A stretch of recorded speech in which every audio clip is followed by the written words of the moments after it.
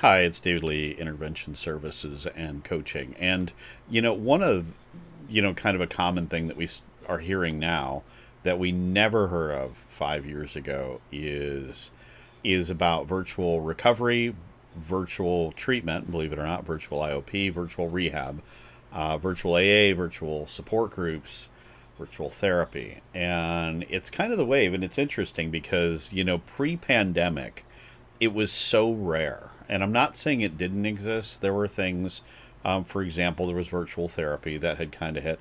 There was a little bit of virtual IOP, but realistically, it didn't exist. And then all of a sudden, the pandemic happened. So I've owned and operated a large intervention company for 20 something years and co own a couple outpatients and a behavioral health clinic. And so when the pandemic hit us, we had to alternate between, oh my goodness, let's close the door because somebody was COVID positive, and then we like shut the whole place down, and then all of a sudden we'd open, and it was so messy. And a lot of residential rehabs were the same way. I know some residential centers that literally the clients were like trapped in their room, and they had like a screen, even though they were all in the same building, so they weren't face to face. And so it was messy, but one of the cool things that kind of popped up is the accessibility of virtual options, like virtual solutions. And it afforded people opportunities that couldn't necessarily find them before. For example, a lot of times we do a lot of prep work. Sometimes we do up to a year of coaching. And so, realistically, if we were just a face to face, there's no way we could do 1 year of coaching for clients because I'm not there right face to face all the time. And so the pandemic creates this line. All of a sudden, it afforded this new thing. People are using Zoom, people are using Google Meets, people are using a lot of different things that they hadn't used before. And a demographic of people that weren't comfortable or familiar with it all of a sudden kind of are tiptoeing into it. I personally do a lot of hybrid, which means I do a lot of in person and a lot of virtual. It is not uncommon for me to be virtually on coaching or groups or Zooms 6 hours in a day sometimes. But I've been in recovery for a while, and so a lot of times the question is like, well, my loved one, they're doing AA. I hear that a lot. I'll hear they're doing AA, and I'll be like, okay, cool. Like, how many meetings are they going to? And they're like, oh, they're doing it online. Well, how many recovery groups are they in online? A lot of times it's like, well, one a week, and the question is like, is that enough, and is it is it effective? And so, just through observation alone, and there are some studies. And so, here's what's interesting: there are two studies you can find, right? If you deep dive into this, and one study says there's actually, in terms of client retention and sticking in the program and all that stuff, that there is just as much, right? There's just as much for virtual versus in person. And there's another study that says absolutely not. There's absolutely not the same. And so here's kind of the difference, right? And why is it that one study says, hey, it's awesome, and the other study says not? And you got to understand the client base that was checked out in the study. So if I'm like 100% willing to get sober and 100% willing to do whatever it takes, but for a variety of reasons, let's just say I can't go in to some place, or I can't be walking into local AA meetings, or let's say professionally I can't. Let's say I'm a therapist or a doctor myself and I really can't go in there, but I'm like 100% and I'm all in. I have a high internal motivation to change, and I'm willing to do all this stuff. And in reality, you have to have a higher responsibility level to make it effectively in virtual than you do in face to face. And a lot of people don't realize that. A best analogy would be, in a way, virtual college, like let's say I did like e-learning and online, you have to be way more responsible to be clicking and doing your homework and stuff like that and present than like walking in and being like on a college campus. And a lot of people don't know that, but in many cases, like virtual college, virtual school is harder than being on the campus itself, because the experience, the college experience of come on, let's go to class, come on, I'm in the milieu, is lost when you're sitting here. You know what I mean? Like, theoretically, I'm in charge of everything.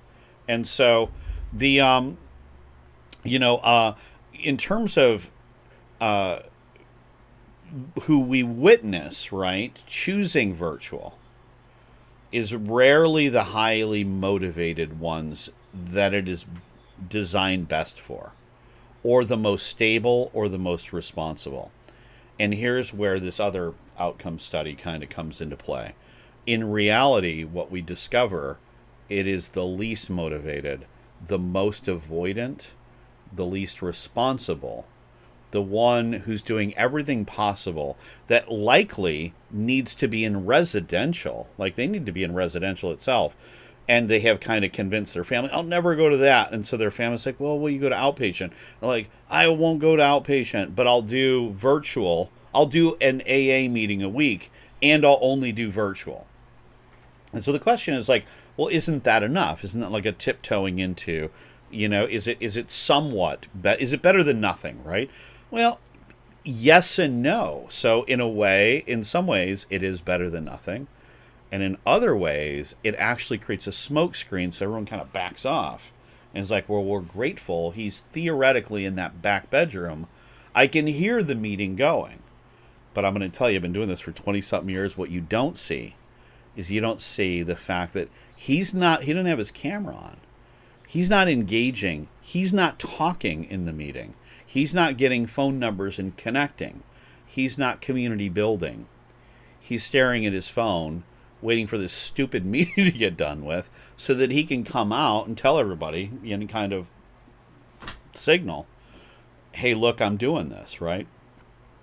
And so personally, a lot of times, finding where people fit, building out their treatment plan is effective, but in a lot of cases, understand that going to an hour-long AA meeting virtually is not the same as going and walking in the door. And a good analogy for some people is, if you think about church, for example, a lot of people go to church.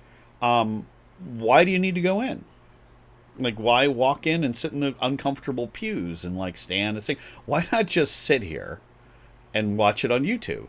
And you don't even have to watch it live. Just sit here and go bloop and hit play and like, let's just call it a day. And the reality is, and here's what's interesting for those that don't know this, the church, the name for the church, right, is not the building, even though we call it a church sometimes. The church is the community. It's the membership. It's the people.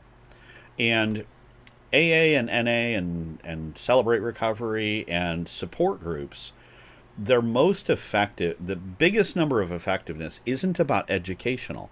And a lot of families think that. They think that we go into these groups and we like learn stuff with like our notepads. We're like, oh my goodness, I didn't realize like when I drink, I get out of control. When in reality, it's more relational and experiential. Relational and experiential. There's actually a video that came out some years ago. It was like a TED Talk where it was like everything you know about addiction is wrong. And if you haven't seen it, I recommend that you watch it. And basically what it implies or suggests is that the addict who is by himself, or in the study, the mouse that's by himself or herself, is more prone to addiction, like by an order of magnitude, more prone to relapse. And so we know that. We know that clients in many cases organically get a lot better in rehab or in a sober living because of the connections are automatically kind of happening organically.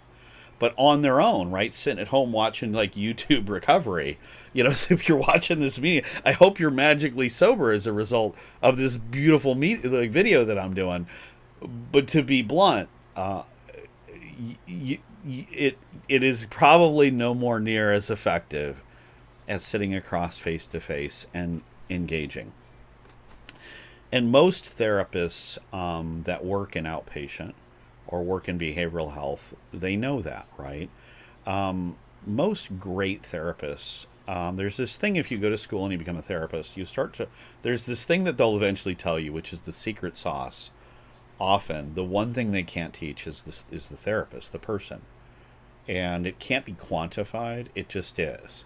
And there are times I have sat in front of a therapist, and it's like, it really, I just felt safe. I felt protected. I was more open, more vulnerable. And there are other times I sat across from this therapist and I was like, oof, like I just didn't really trust. I didn't have a connection.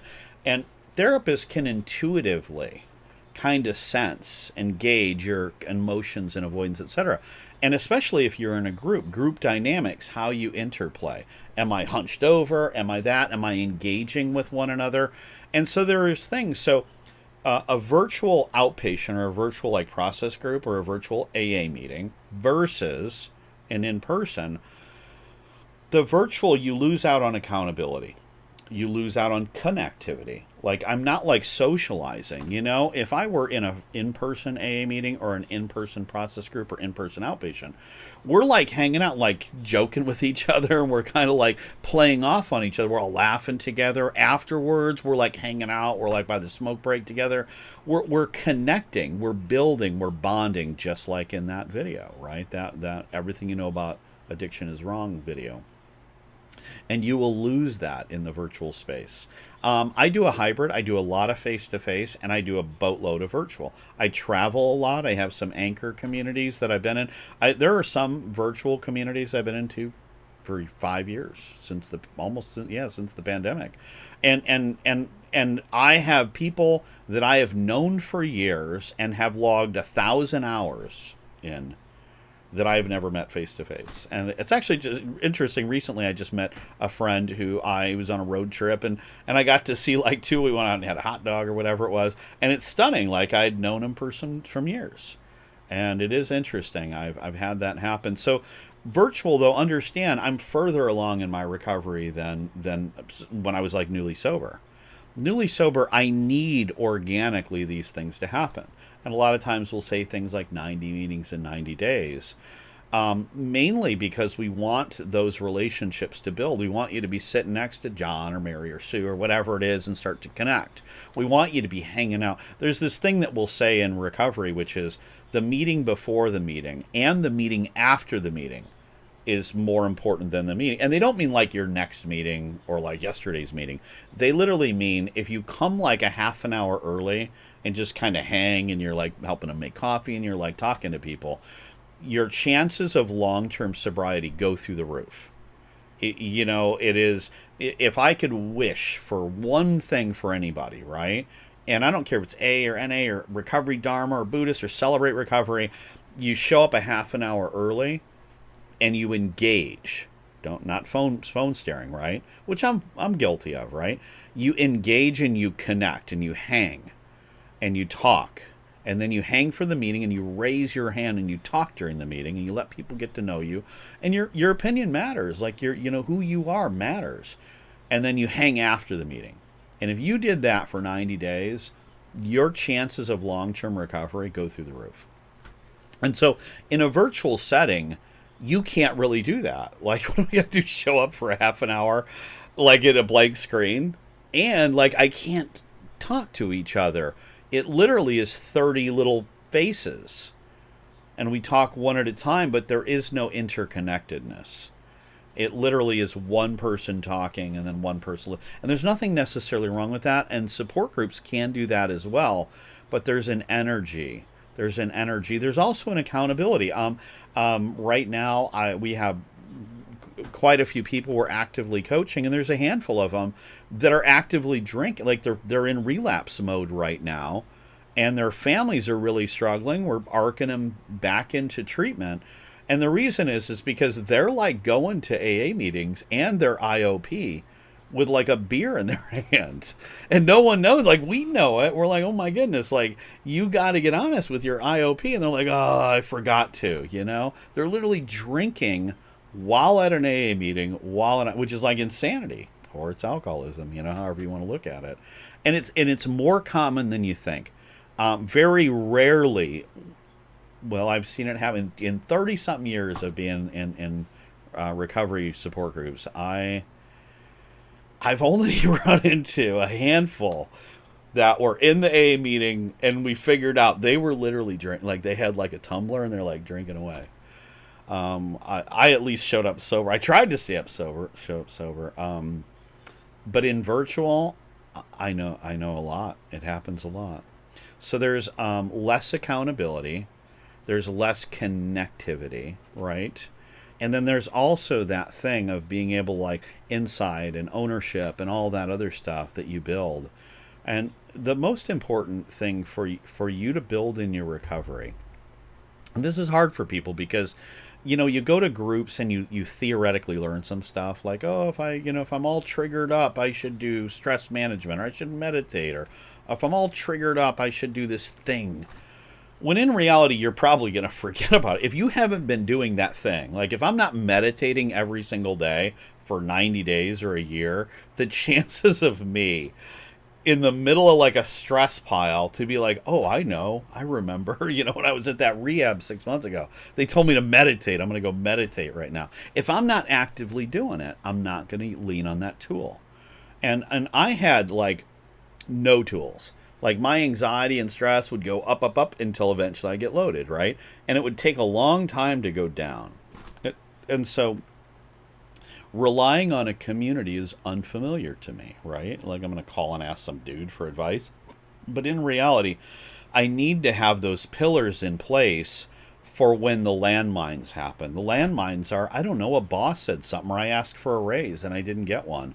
Or my partner, my person was, upset with me and we had a big argument and I couldn't deal with it, and my anxiety is going up. I need somebody to be able to say, hey, this is what's going on with me. I need to walk into the room and have people that have known me for years say, are you okay? And you will likely not get that in an IOP. I have been to, I don't know how many. I would argue that I have probably since the pandemic easily attended probably somewhere over a thousand virtual support group meetings in conjunction with my regular recovery.